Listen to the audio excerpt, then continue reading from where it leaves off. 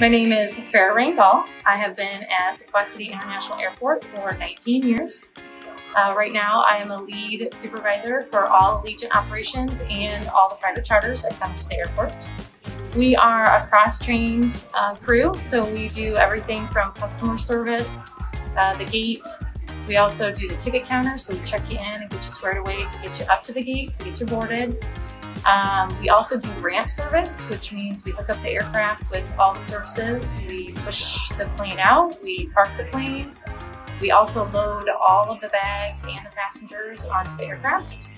And we work from 30 to below all the way up to 100 degrees outside all year round.